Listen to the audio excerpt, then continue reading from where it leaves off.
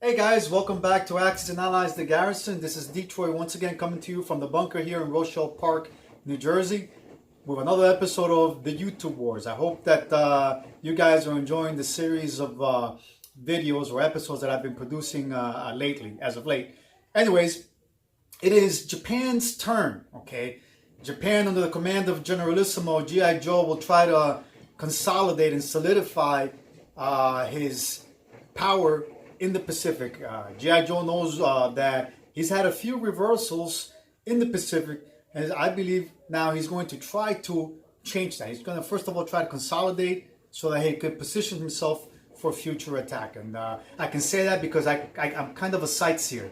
I just know what he did, okay, that's all. But in any case, I know what his moves are already, so I can see, based upon his moves that he made, what he's trying to achieve, okay? Also, G.I. Joe knows well that his opponents in Europe are doing well, okay? So he's trying to, I believe, make up ground in the Pacific, okay? Where he knows that he needs to do something, okay? In any case, the Allies, us, we're hurting a little bit in Europe, so that's something that we have to deal with.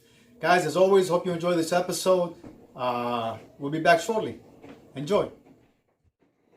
All right, guys, this is the current ground situation for the United States and Japan. Okay, as you can see, the United States has a powerful fleet in Hawaii. Okay, you have a substantial force here that the Japanese have to reckon with. Also, off the coast of Western USA, you have a smaller task force escorted by a carrier. Okay, in Japan. Okay, well, Japan is hurting. Japan definitely, its naval assets, its fleet have been greatly reduced, and that's something that I think G.I. Joe, the Japanese commander, is looking to address, and something that he's looking to correct, okay? The good thing for the Japanese, though, is that they do have a very, very powerful Air Force, okay? Very powerful Air Force. Japan still does have two remaining carriers, okay, in its Navy. Okay, so it will be looking to, I guess, maybe in this turn, maybe relocate those carriers, consolidate maybe, and land a few aircraft on the decks of those carriers. All right, so this is the current situation. As for the Anzacs have been a pain, a thorn on the side of the Japanese. As you can see, the Anzacs are in Dutch New Guinea and Java, okay, and are threatening other parts of the South Pacific area, okay. So, and of course, the U.S. has substantial military force in the Philippines, as well as a destroyer and a submarine in Sea Zone 45. All right, guys, we'll be back shortly with the purchases and order of battle for this turn. We'll be back. All right, let's go ahead and see what the purchases were that G.I. Joe made. Okay, so G.I. Joe purchased 5 industrial techs, or 5 die that he will roll, and he did. And he did get his tech, by the way. Okay, I am free to tell you that he developed jets. Okay, jets attack. Or now his aircraft, his fighters can now attack at 4. Okay, so he rolled at least 1 5 for his technology. He purchased 3 or recruited 3 infantry divisions, 1 submarine, 1 destroyer, and 1 naval carrier. Okay, so those were his purchases. All right, let's review the order of battle, his combats that he declared. He's definitely performing, no surprise here, the strategic air raid on the industrial complex in Calcutta. He's engaging 2 strategic bombers. In Burma, he's attacking with 2 infantry divisions, 1 squadron, fighter squadron, attacking the single British infantry division defending. In Shan State, he's looking to knock out the single British infantry division and 1 Anzac fighter squadron that is stationed in Sha Shan State. He's attacking with 2 tactical bombers, 1 fighter wing, and 2 artillery divisions. That's what he's going in there with. Okay. In China, he's moving in his infantry divisions into Sichuan and Shan province. Okay, in Shenzi province, excuse me. All right, further up north, he is moving into Buyant. He's also moving into the Amur. Okay, and he is performing an amphibious landing in Korea. He's going in there with 2 infantry, actually 3 infantry divisions, 1 artillery, and a total air support of 7 fighters and 4 tactical bombers, for a total of 11 aircraft going in to Korea. He's also, since it's an amphibious operation, even though 2 of his infantry are coming directly from Manchuria, okay, 2 of those infantry are actually coming through via an amphibious operation. His battleship and cruiser will perform naval bombardments. Okay, so those are his battles for the Pacific. Oh, and I'm forgetting, G.I. Joe is performing an interesting move here. He's performing a naval amphibious operation, and he's landing 2 infantry divisions in Alaska. Okay, that's what he is doing right now. All right, guys, I'll be back shortly with the result of combat. Okay, stand by and sit tight. We'll be back. All right, welcome back. All right, let's see what the results of combat were during the order of combat. Let's first start in Calcutta. All right, so in Calcutta, you had the 2 Japanese bombers that attacked the major industrial complex. All right, the AAAs did engage. However, no bombers were shot down. Okay, so it was a total roll of I forget what the roll was, but the total damage points inflicted on that industrial complex was 15.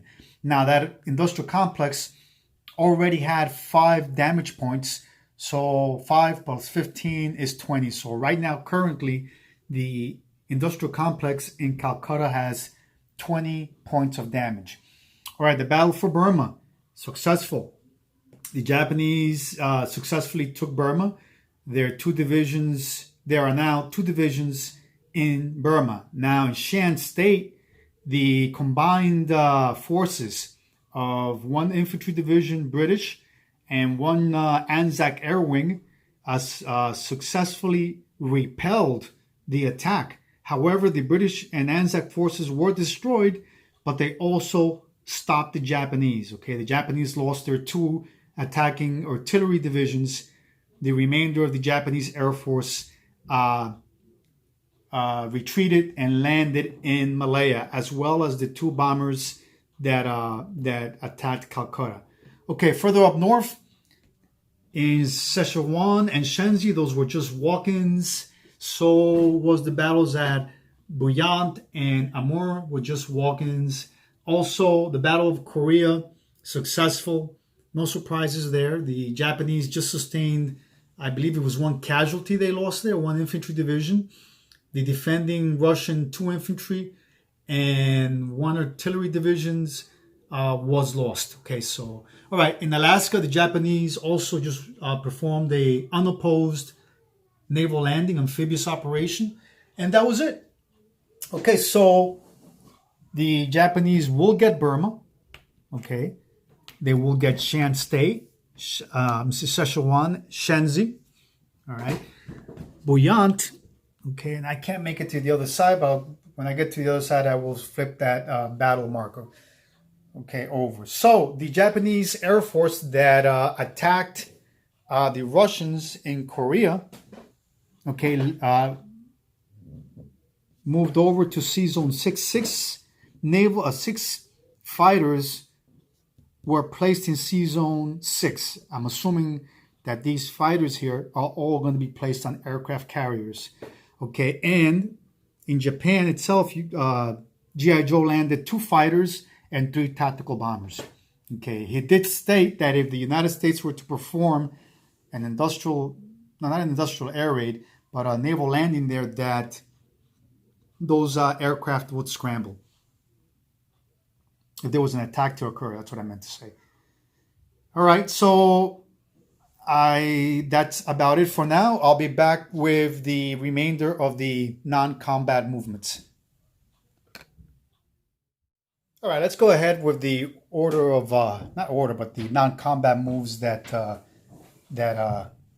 G.I. Joe made. So what G.I. Joe made or did was that he coalesced his forces here in Yunnan. You had the armor, artillery, and 1 infantry coming from the industrial complex in Kiangsi, right? Kiangsu, actually, okay.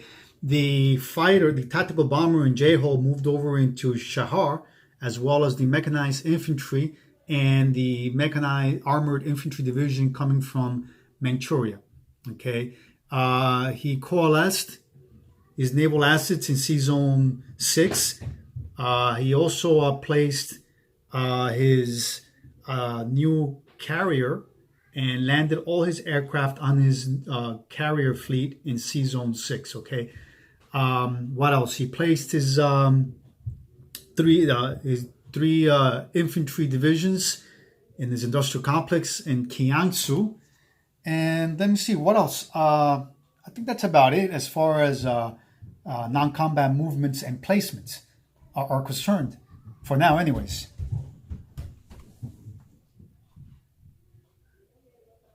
All right, guys, that's it for G.I. Joe's turn. Well played. Very well managed turn. I would say Japan is looking pretty decent right now. All right, guys, we shall be back. It's actually the USA's turn. My turn, folks. Detroit finally gets to go. It's been a few days since I went, and I'm looking forward to making my moves with the USA. All right, guys, I definitely, before I let you go, though, I have a couple of tough choices to make. Do I help out my allies in Europe, or do I maintain the pressure in the Pacific, forcing Japan to engage me, the Americans? Very tough choice to make. Do I go to the aid of my allies in Europe or maintain pressure in the Pacific? Guys, as always, thanks for watching. I hope you enjoyed this episode of the YouTube Wars. I'm out. Don't forget to bunker down and play, guys. Enjoy.